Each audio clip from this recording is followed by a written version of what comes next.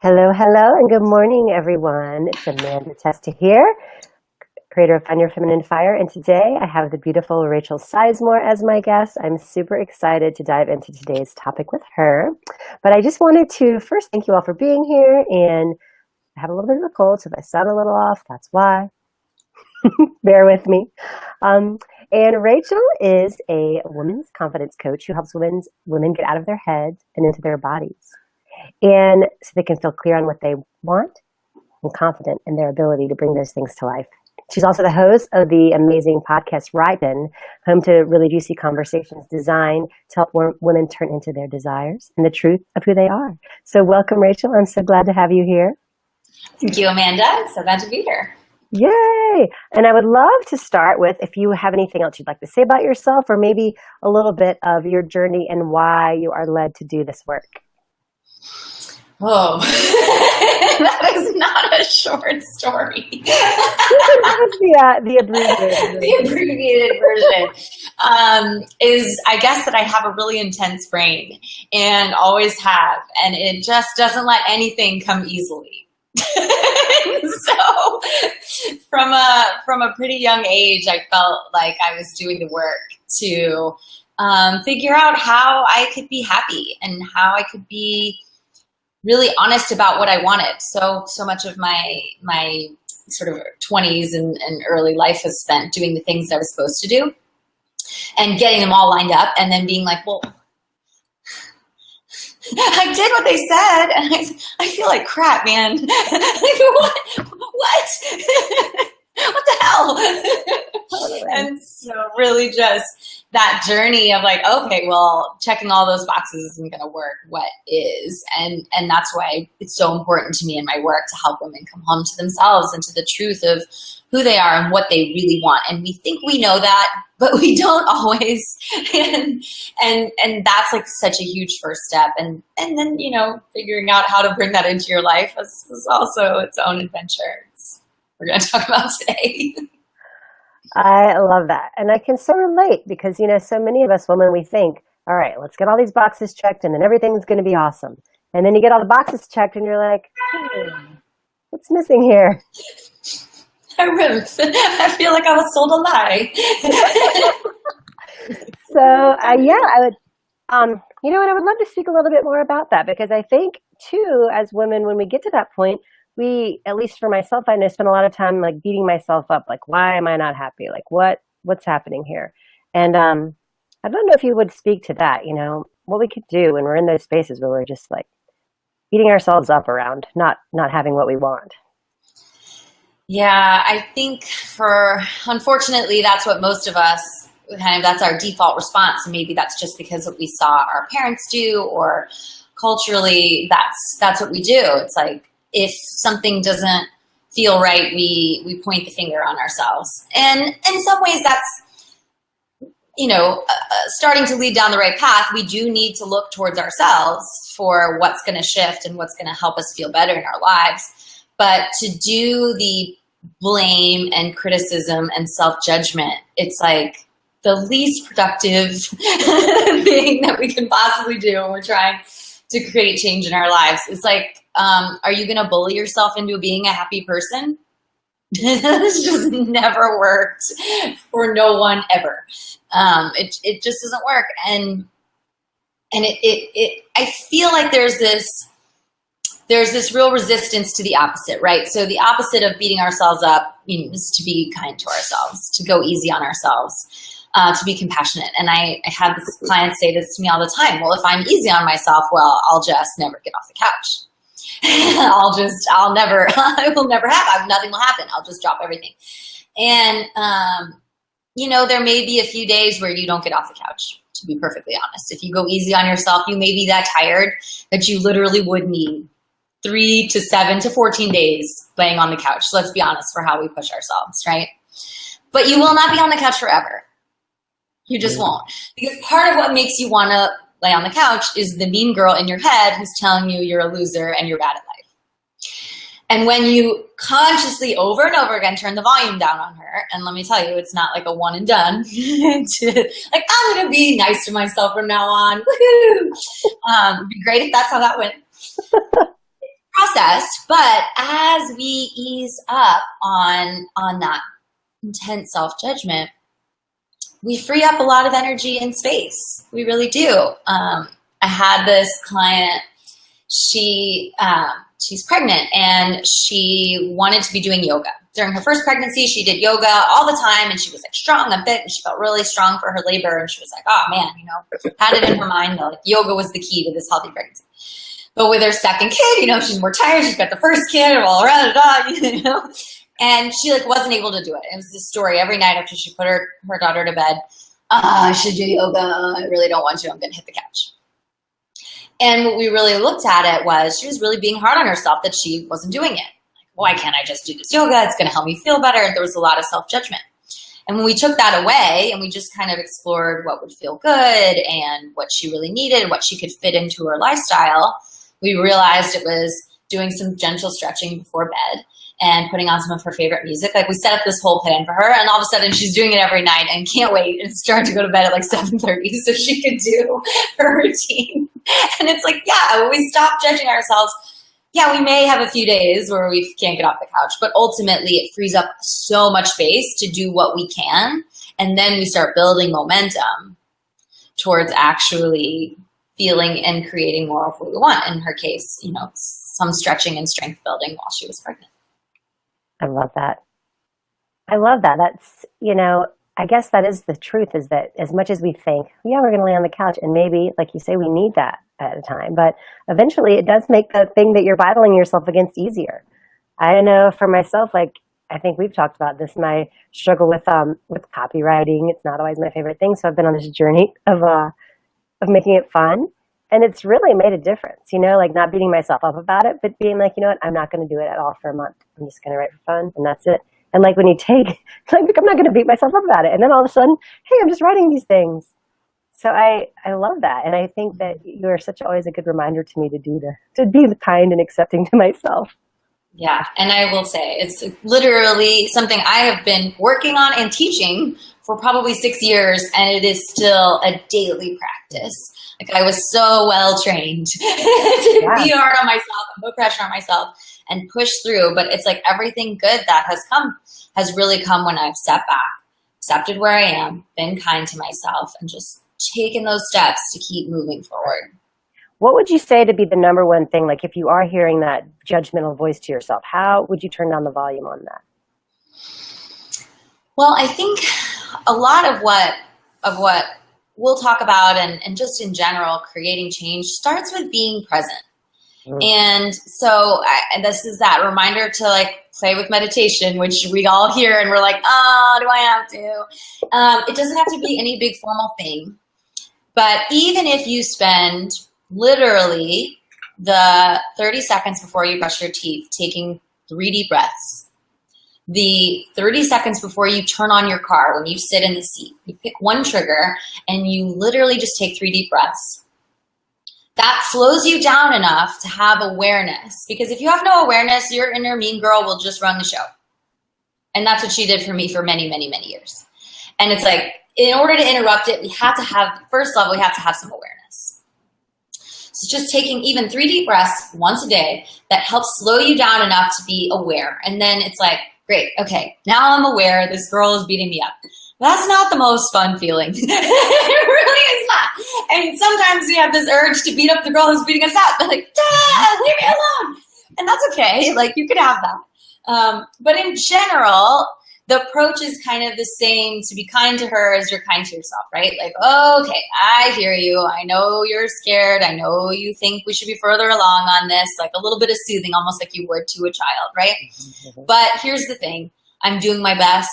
It's okay. And I'm going to keep going. It's just this like counteracted voice. And I'll admit it, there's times when you've got one voice going and you're counteracting where you feel like you're a little bit crazy. Like, oh my God, who's in charge here? But at the same time, if your default mode is the inner mean girl being in charge, like, hey, I'd rather have a little bit of a battle going on where one voice is coming in to just sort of say, hey, yep, that's painful. Yep, I hear you. Yep, I do want that to change. But also, it's not serving to beat me up. Like, I'm doing my best. I'm just going to keep going and do what I can. It's just bringing that, just the practice of bringing that compassionate voice in. I love that. And I think that's so important too when we think about, our goals and what we want to do, because I've heard it from so many women, well, I've done everything and I'm still not where I want to be. And why am I've been going to the seminars, I'm reading the books, I'm doing this and that. And so I'd love to speak to a little bit of more on that and like how, well, first of all, being kind and compassionate to where you are is a starting point. And then what would you say would be kind of the next step and why these things aren't working? Yeah, totally. I want to just slip in one more piece with that self-compassion because it's really important. And that's acceptance. Yeah. You are where you are, and that's okay. And when we're beating ourselves up, a lot of times it's because we're profoundly uncomfortable or rejecting that things are the way they are. Like it's a way that our mind cannot accept that we weigh this, or our salary is this, or our marriage looks like this, whatever it is. Like we can't, like our brains are just like, nah, this cannot be, right? And so we spend so much energy fighting what is. And truly, truly, we cannot change the present and the past. Like we can't change the past. It's like, it is what it is right now. You cannot change the past. And so by accepting that you are where you are, even if you don't like it, even if you don't want it to be true, but just saying, you know what, here's where I am. It's like starting with a clean slate. And you can free up. It takes a lot of energy to be like, oh, things should be different. I messed this up. Like to lament, to have regret.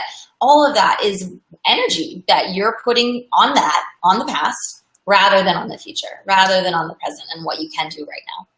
So it's like having that self-compassion for yourself and really, really accepting you are where you are. Yeah, you want to change it. You are going to change it, but just being where you are, that I think are really the foundational steps. Yeah, that acceptance piece is huge. It's huge. And again, one you have to come back to over and over again sometimes. Yes, that is so true.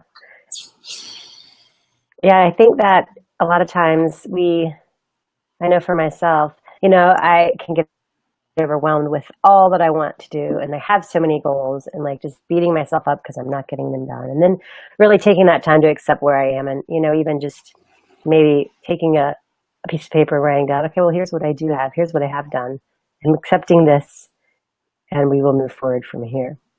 Mm-hmm. And there's also a piece in there too, which I think is important for women especially. It's accepting that we can't do it all at once. Yeah. And this is definitely one I've seen with my clients, like another mom, 2 kids. She helps out with her kids' school, but doesn't have a full-time work, right? She's a full-time home taker, which we know is a ton of work. And she had this story. Yeah, but I should be able to do all of that. Like, and then you hear every moment of her day is completely scheduled. Every moment of every day is completely scheduled. And you're like, I'm sorry. When exactly is it that you're going to be going back to school and getting this master's and doing this and taking care of the schoolwork you're doing? And I'm like, I'm sorry. So another piece of that acceptance really is, and it's like, it was almost like I wanted to reach through my screen and give her a shake. Like, are you kidding me? You cannot do all of this at once. And it's not a way to say like, we're not amazing and we can't multitask, even though, can we? But that sometimes acceptance really does require like, okay, what is the one next thing? What is the project I'm going to put my focus on? Because trying to do everything is sort of like another way that you set yourself up to not get where you want to go. Recipe for disaster for me. Overwhelm, stress, and then that self-critical voice gets to come in and tell you how you're so bad at everything. Oh, yes. And I love how we were talking about this earlier.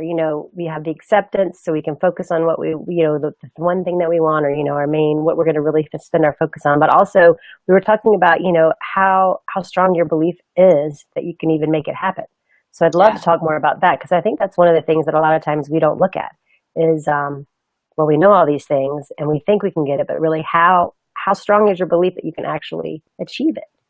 Yeah, no, that one is absolutely huge. It's like, if you're trying, say you have a big goal, maybe it's a big income goal, or it's a goal to have your first orgasm, or it's a goal to lose like a significant amount of weight or whatever. And it's a big goal. A lot of us have big goals. And what we aren't doing is looking at whether or not we believe we can actually achieve that goal. And that's huge. And as soon as you step back, you're like, yeah, okay, that is huge. Because if you don't believe that it's possible for you, like somewhere in your body, if you're like, yeah, that's not really possible, you can be consciously making the lists and setting your plan, and here's things you're going to do. But there's this piece of you that's just like, what is the freaking point? I can't do that. It's too much. And that's the voice, that's that piece that will have you saying, oh, screw it, I won't do my grocery shopping this week. Or, oh, what's the point? Or shutting you down physically, or whatever it is, right? So it's actually hugely powerful to believe in our own success. And I can totally relate if anyone is listening and just being like, what, I don't believe in my own success? Shit. What do I do? You are not alone, girl. I have been there. So, and it's an important thing to realize, like, oh yeah, I am toiling away at this goal that, like, deep down I'm like, no, I can't do it. So there's a couple things that you can do, and it's really important to work on this, because like I said, if you don't believe, there will be this piece of you that's just like, what's the point? And kind of. So a couple of things you can do. One is find some better information about the goal. If it's finding some people who have done it and looking at their process, figuring out, okay, I could do this, but my timeline is way off.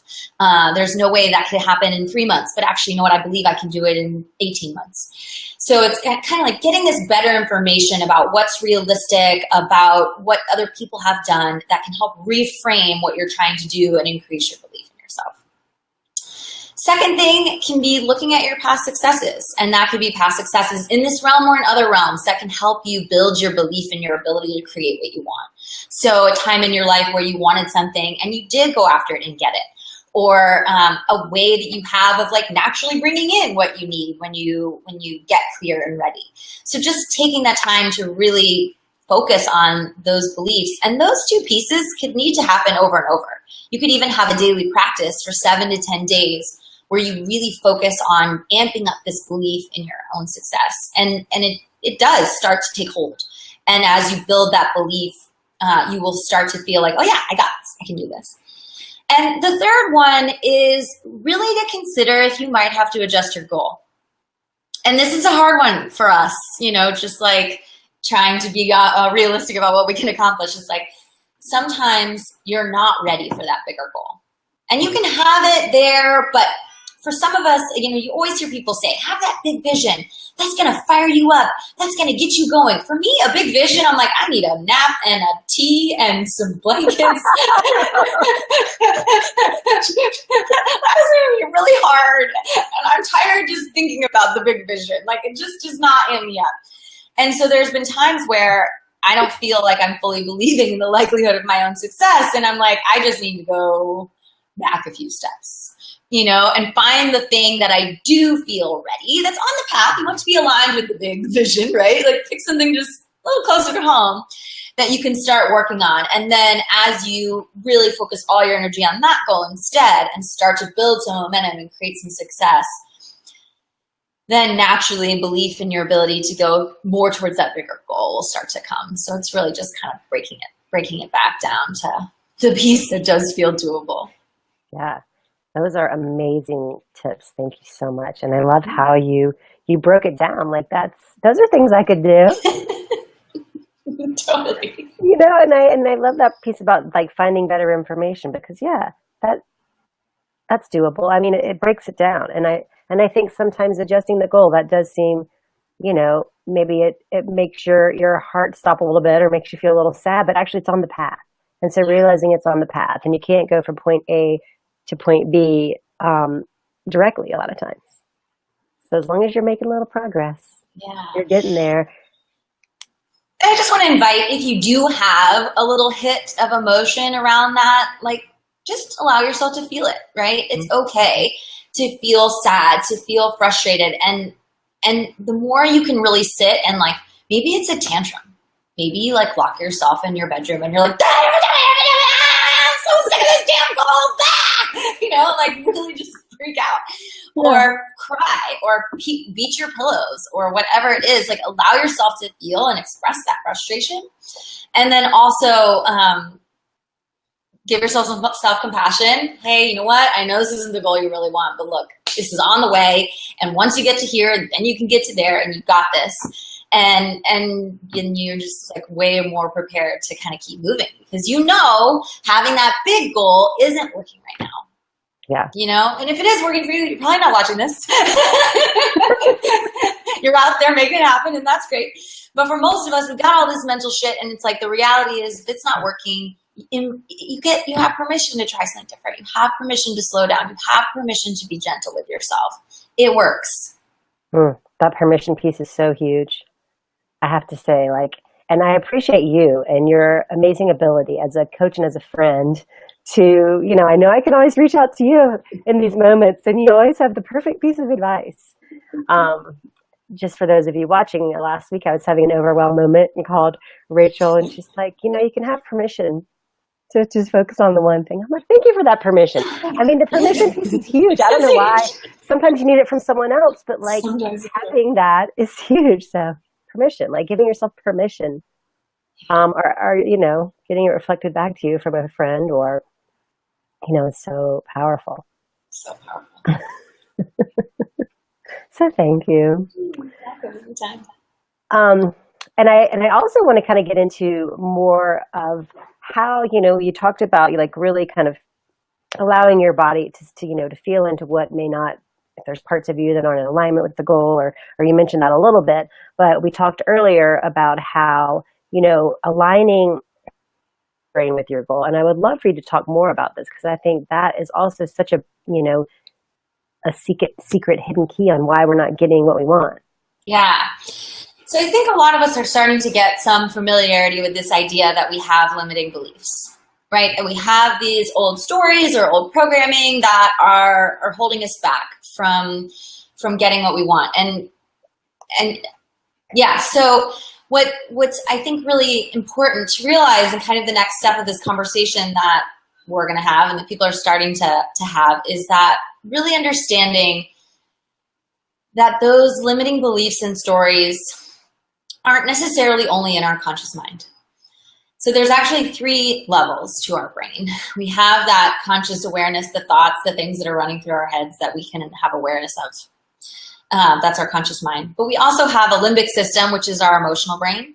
And we have a primal brain, which is the part of our brain that is really programmed to do things automatically and keep us alive and keep us safe based on all the experiences it's had since conception.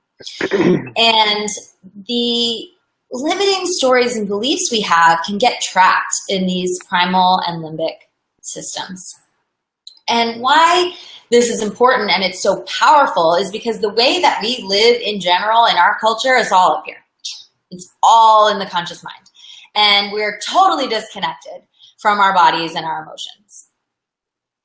And so we don't really even have access to the deeper things that could be going on that are blocking us from what we're trying to accomplish. And maybe if you're doing a coaching session or you're thinking or you're journaling, you might start to get at, oh yeah, I doesn't feel super safe for me to be thin because I don't want people to look at me. You may get to some of those levels and get some of that awareness through journaling, but really by diving into the limbic and primal brains into the body, we start to tease out these things that were imprinted before we were really making conscious memories, or things that we maybe were old enough to have conscious memory, but we buried really deeply because they were painful, or it was like messages that we were getting from our parents over and over and over again that just sort of got imprinted into our bodies. And so this is like unconscious network that's kind of working against you. It seems like it, to create your goal, because it's trying to do this sort of primal work of keeping you safe. Does that make sense? It does. And I think that it's like a little bit of a new idea when you first hear it. You're like, yeah. I'm sorry, what? And, like you said, there's imprints that we aren't even aware of that could be sabotaging our efforts. and how many times we're not even aware of what those are. And then how do you find out what those are? Can you Yeah. speak to that? Definitely. So it's a process, especially when you're learning, that can be helpful to have a coach or a guide lead you through. But you can definitely start exploring this. The first piece that I always come to with people is something super basic and simple, which is a body meditation. Now, if you already feel like you're really in touch with your body and you can identify sensations, and maybe if you feel something in your belly, you're like, ooh, that's fear, or, if you're already connected with your body, that's awesome. But for most of us, we're pretty disconnected. Like, we're pretty much living above the neck. And so the first step, if you really want to start connecting with your limbic and primal brains, is to get into your body. So basic body meditation, you lay down, you set a timer for 5 minutes, and you speak out loud any and every sensation you feel in your body. So that could look like, I feel my hair tickling my left shoulder. I feel the bottoms of my shoes against my feet. I feel a little dryness in my mouth. Like, whatever it is that you have coming up, you state it, you feel it. And again, this is a practice you could do every day, or 3 times a week, or once a week for 3 weeks. Just do a couple of times. It doesn't take long, really, to reconnect with your body. But that's really the first step. So once you feel like you've got some body literacy, you've got some awareness, some connection with your body, then the second step is to imagine what it will feel like when you have your goal. Sit and really feel into, okay, this is my goal. I've created the business I wanted. I've got this marriage that I'm really wanting. I'm calling in the partner I want. Whatever it is, these things that you might be wanting to create, picture that you have it. Really feel into the reality of it. And sometimes it only takes like half a second. I have this big vision that one day I'll get to live in Spain for a year. And when I'm like, it's again, big visions and me. So like, I can imagine this like life in Spain for about 2 seconds before my body goes into like, like fear mode, holy shit. So and that's what you're looking for, not necessarily fear mode, but anything, right? As you're imagining your goal, you scan the whole body and you feel into what pieces might be going, feeling scared, feeling angry, feeling whatever. Feel for that sensation and really just let the sensation be the guide. Like, yeah, there might be stories attached, but there doesn't have to be. Really, you're looking for the sensation. And as you identify it, you allow your consciousness to go to it. You sink into it. You really start to embody it, amp it up, let it be. And you can have a conversation with it. Explore. What is this piece trying to say? What does this piece think it's doing? I had one client, we were doing this process, and this piece was like, piece we discovered that was in the way of her goal was like really intense, like black, sludgy, like, ugh. And when we got in there, this piece had this story that it had to be hard, that you had to suffer. It was like this really mean piece. And it was a little uncomfortable for both of us to be like experiencing this. But I think a lot of us have this like kind of like mean, icky piece. And maybe it comes from our family, this idea, like you have to work hard to be successful, And you just get in there and you see like, what does this piece have to say? What is the wisdom there? What is it afraid of? What is it trying to protect you from? And a huge piece here that's different from most personal growth is we're not trying to get rid of it. Like this, whatever you discover, and maybe 2 or 3 or 4 things, to be honest, that are protesting your goal, which is a little bit of a bummer, but you just hang in there, is to choose to integrate. Like what I'm proposing is integrate. And by integrate, I mean, bring it into your heart. Find compassion for it. This showed up because of a horrible experience you had as a kid, because of a way you were maybe trained or tortured over and over again with someone else's limiting beliefs coming in, right? And if you could just picture this piece of you as scared or hurt, it's like, how would you deal with somebody scared or hurt in front of you? Hey, it's okay. I hear you. Your fears are valid. It's okay. You don't have to let it run the show, but bring it in. Bring it in.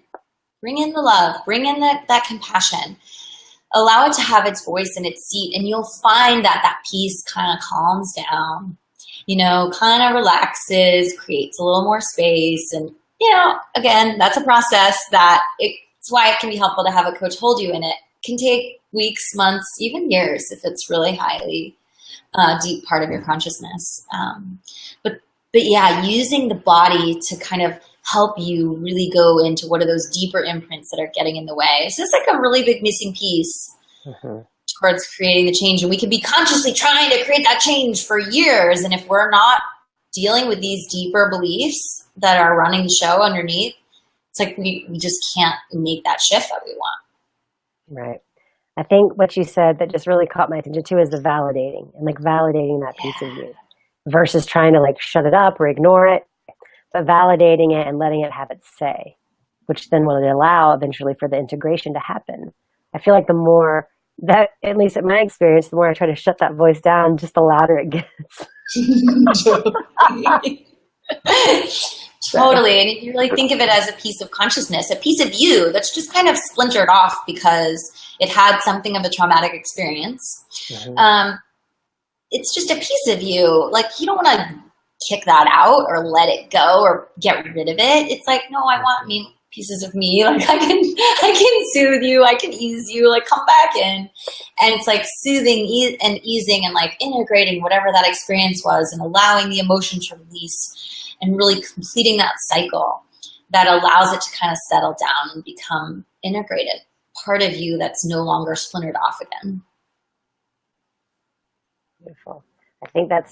I love the way you broke this down so beautifully. And I think that is something, like you said, you can make these start to make these steps on your own and just kind of explore. And then is there any final piece to this or, you are listening to your body, you're doing the body meditation, you're kind of seeing what's coming up with regards to your body that, the pieces of your consciousness that may be an objection, you're validating and trying to integrate those. And then what would you say the next step would be? So there can be a couple of things. It could be really looking at what this piece needs from you. So maybe this piece needs to feel safe, or this piece needs to really understand that you will be loved if you achieve this goal, or you will still belong with your people, that it's safe, that it's okay. So really exploring what this piece might need and committing to providing it. Even if you can't guarantee, no one on the street will ever attack you your whole life. Like, you can't guarantee perfect safety, right? But you can guarantee to these pieces that you're going to take care of this piece. You're going to love yourself at the very least. Like, you're going to be safe and really safe in what you're trying to expand into. So it's figuring out what it needs and providing it. And the other piece of this, which I think can be really powerful, because in the personal growth world, we can get a little obsessed with the things that are broken or not working or that need fixing. Nothing really is broken or needs fixing, but that's like the cultural thing behind personal growth sometimes. And I think that the last piece, as you're going about discovering these limiting beliefs and soothing them and figuring out what they need, is to really find the part within you that knows you have this, that fully believes in you. And this piece may be, really within you, like, oh man, I know I have this inner badass inside. Who knows I got this? Or it may be something that feels a little more divine, if that's easier. Maybe it's the divine feminine in you, or it's universal love, or source, or God, if that's what you believe. Like, finding something within you that has that bit of hope, that has that belief, that has that kind of like dun dun dun dun, Wonder Woman energy, and choosing to empower that piece. This is really important, something that we skip over, we never ever talk about, really, that you could just sit in the energy of the piece that knows that you're a badass, and you feed her, right? It's like that old myth or story, there's two wolves outside your front door, like, which one lives? The one that you feed. And it's like, really, as much as we want to integrate and do the healing work and soothe and ease those pieces that are uncomfortable, we can get trapped in feeding those to the point where they're like getting stronger even as we're trying to heal them, right? And so I think the final piece here is choosing to empower those parts of ourselves that know we have this, that have confidence in us, that feel like, you know what, I can freaking do this. I've done a bunch of awesome stuff in my life. It's like finding her and even like and giving her a body, a voice, a picture in your mind. Maybe it is this divine feminine, this like beautiful feminine woman. One of my clients, her divine feminine is like a flamenco dancer. And she's got this like gorgeous red dress on. And it's like you can't help but like move your body when you're around her. And it's like, oh, okay. You know, like it's giving her a name and letting her kind of just spending time with her in your mind, you know, spending time with the part of you, giving her a name, giving her a voice, choosing to put on what she would wear, you know, and like it really embodying her as you go about your day or you go to work on your goal can be really, really powerful too. Oh, I love that vision. And that is so powerful too, embracing that empowered part of you and then bringing that to life when you are taking these action steps towards your goal. Yeah, it's huge. So huge. I love it. I want to spend a moment tapping into my inner empowered piece today. I feel like when I'm sick, that's one of the things that I have been using some good tools this week, but you know, just the past couple of days, I'm like, oh, how am I going to get some energy? Yeah. Or maybe last invitation for you to hit that couch, girl. I know. Like I said, sometimes that's what you need. I am planning on a little movie cuddle session with my little one later today, so that will be lovely. Yeah. This is such good stuff, Rachel. Thank you so much for your eloquent descriptions and, you know, how you make this seem so doable. And is there any last thing you would like to say to everyone? I think it's just sort of my message over and over again, which is like, it's okay to be kind to yourself. You know, it's okay to be gentle. You have permission to slow down, to do this at your pace, to feel into what you really want versus what you've been told you should do. It's okay. You have permission to do that. And you got this. You really do. You have this. It might be slower than you want. It might look a little differently than you want, but like, absolutely, you've got this. Yeah. Thank you. Thank you so much. And ladies, please feel free if you have questions to post them. If we, you know, we'll always come back and check the comments. And please do share with other women that you think could benefit from this, because the more empowered women we have running around, the better. And and then we will be back next Tuesday as well. So just stay posted for that. And thank you so much, Rachel, for being here. I'm so grateful for you and your humor and your wisdom and your brilliance. So thank you for sharing yourself with us today. Oh, you're so welcome, Amanda. Thank you for creating this beautiful platform and for having me here. It's been really fun. All right. Well, everyone have a great day, and we will see you soon.